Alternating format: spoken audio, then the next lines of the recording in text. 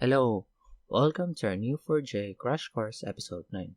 In this episode, we are going to talk about the continuation of the where and optional match. Regular expressions. Cypher supports filtering using regular expressions. The regular expression syntax is inherited from the Java regular expressions. This includes the supports for flags that change how strings are matched, including case-sensitive, multi-line, and .all. Flags are given at the beginning of the regular expressions, for example. Notice that we have added a tilde on operator that indicates that this is a regular expression. We can also escape characters by adding 2 backslash just like this. Filter on patterns.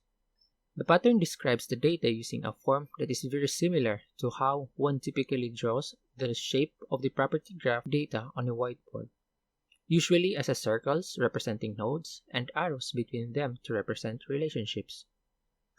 Before we continue, I would like to discuss first some terms in Cypher before moving forward. Patterns. Patterns are expressions in Cypher that return a list of paths.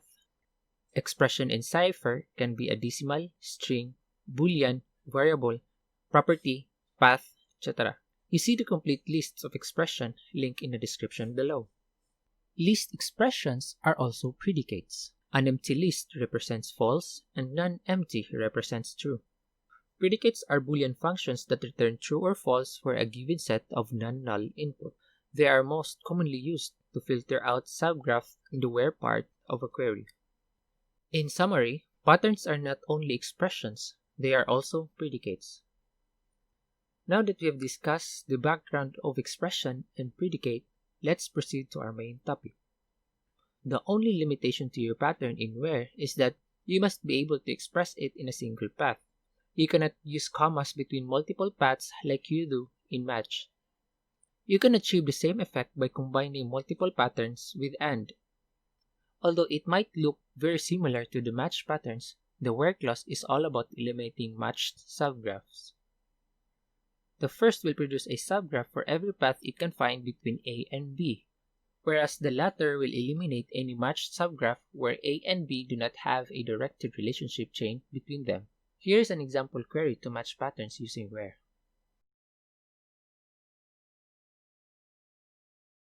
We can also apply the NOT operator like this. And for applying property and node filtering on it, here's the example. Filter on relationship types. For filter on relationship type, you can put the exact relationship type in a match pattern. But sometimes you want to be able to do more advanced filtering on the type. You can use a special property type to compare the type with something else. In this example, the query does a regular expression comparison with the name of the relationship type. Notice that we use the type function to get the type or name of the relationship. Before I end this topic, I would like to iterate again that using where condition will filter based on the subset or subgraph of the query, which is not efficient when using a large number of subgraphs. Existential subqueries. An existential subquery can be used to find out if a specified pattern exists at least once in the data. It can be used in the same way as a path pattern, but it allows you to use matched and where clause internally. A subquery has a scope as indicated by the opening and closing brace.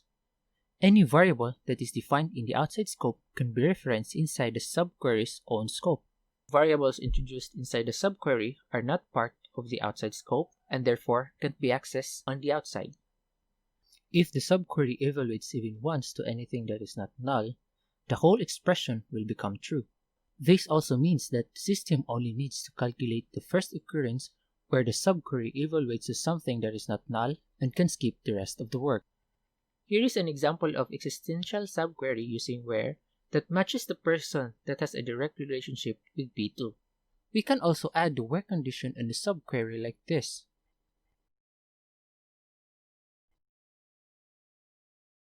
List. As we have discussed before in this video, lists are predicates that returns true or false. To check if an element exists in a list, you can use the in operator. Missing properties and values will be defaulted to false if the property is missing. As we can see, it did not return anything. This is because all does not have the property gender. If you want to compare a property on a node relationship, but only if it exists, you can compare the property against both the value you are looking for. But if you want to make it true when the property is null, it can be done like this. We can also negate it like this. Ranges. We can also apply range filters on our subgraph. The Neo4j will match values by lexicographically, just like most NoSQL and relational databases. Here are some examples with using range in a string. We can also make it composite.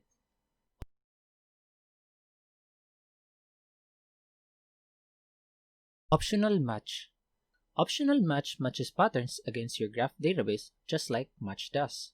The difference is that if no match are found, optional match will use a null for missing parts of the pattern. Optional match could be considered the Cypher equivalent of the outer join in SQL. Either the whole pattern is matched or nothing is matched. Remember that where is part of the pattern description and the predicates will be considered while looking for matches, not after. This matters especially in the case of multiple optional match clauses, where it is crucial to put where together with the match it belongs to. If a relationship is optional, use optional match clause. This is similar to how a SQL outer join works. If relationship is there, it is returned. If it is not, null is returned in its place. This concludes the episode. See you in the next video, which we are going to talk about the union.